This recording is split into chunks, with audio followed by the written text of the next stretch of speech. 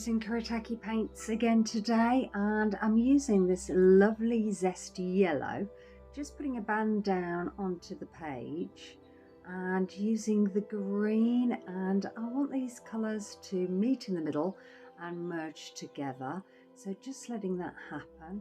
And then a band of green at the bottom here, and then changing my paint up so that it's the yellow on my paintbrush, and making these kind of tree shapes by just adding a little bit of pressure onto the page, drawing the paint down and then adding a little tail, which would be the trunk.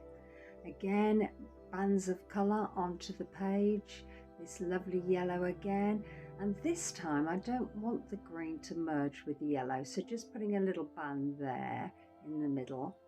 A lovely circle of the green paint, just round in a lovely circle, and then changing it for the zesty yellow.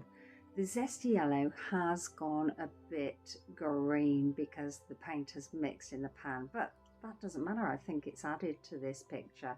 It's given it a third kind of colour. So adding some little circles here, and then some bands of paint down the side here, so the bluey green down the side, and then the yellowy green in the middle, that mixed colour.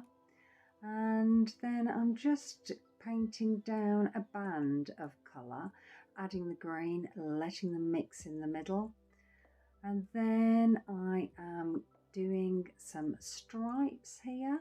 And oh, I forgot that little middle bit there, so I went back and put the middle in, and these colours are now mixing as we go down the page, then adding those lovely shapes with the tip of the brush.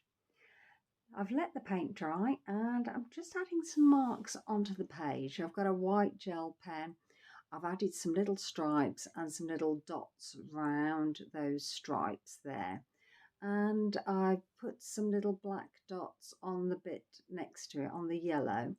So the trees, I am circling them with the white gel pens here, so you can put any shape you want down. What I did with this, I'm painting on 300 grams of cold press watercolor paper. I've taped it down with some masking tape and sectioned it off into 8 sections. I just thought to myself, you know what, I just want to test out some shapes and I want to doodle over the top, but I want them all to be different. I didn't want a uniform picture. I just wanted to do different ones. So that's the reason for sectioning off, so that I've got these tiny testers that I can refer back to if I want to. Or if I don't, well, I've had fun just making them and doodling over the top. So again, using the white gel pen, coming down, the white gel pen works very well on the darker background, but not so well over the yellow. So I've been using a black fine liner mainly for the yellow bit of the painting, and just using that white there. Following the shapes of the paint is always a good way forward. If you're a bit stuck, just go, oh, look at the paper and just see what shapes the paint have made, and that can get you started at least. So just adding some dots here, and they're sort of graduating down, and then adding some detail into those brush marks there. This is just so easy to do and just such fun. All you need is, you know, a little bit of time to complete this. It's more the waiting for the paint to dry that seems to take the longest. So I paint my pictures, put them to one side, and usually I've got another one to doodle on top, so I don't get bored waiting for those pictures to dry. Again, following the paint marks here, just squiggly lines going across the page and just coming down, sort of squiggle them on, and it's as easy as that, but it looks quite effective, the white against that dark green background. And then adding some little dots just intermittently on the lines, just for a little bit of interest, just to make it less boring than just a squiggly line. So I think that adds just that little bit of interest there. Using the black fine liner now and just putting some little dashes across the top there. Just a couple of lines of dashes. Looks quite effective on this picture. I think it really gives it a good look. I'm always amazed at how just simple marks on a page on a watercolor background can look so good. You know, you don't have to put lots of detail in to have an effective little paint. So yeah, I'm really enjoying doing this and I like the simplicity of it all. Adding some black in between the white marks just for a little bit of contrast here. I just thought that the white wasn't zinging enough against that background, so I'm just adding that bit of black there just so you can see that there is a pattern there. So I think that's working quite well, and I hope you like this. I hope you get to try it. Let me know in the comments how you get on if you do try it, or if you're thinking of trying it.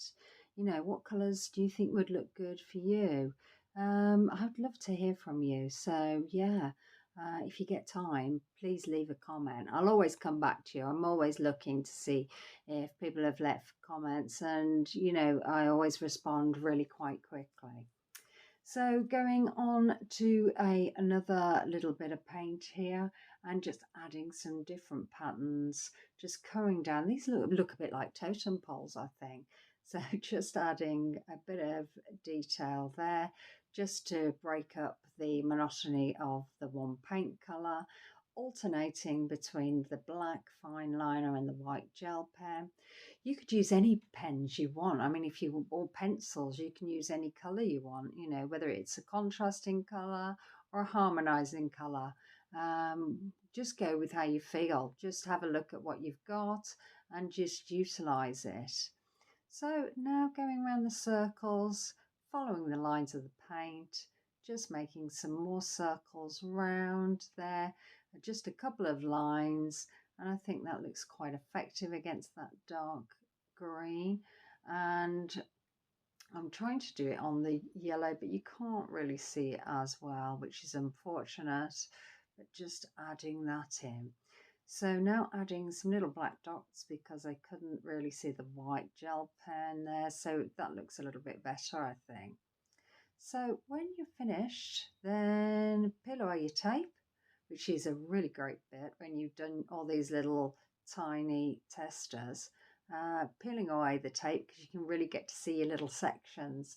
I think that looks rather cute when it's all sectioned off like that.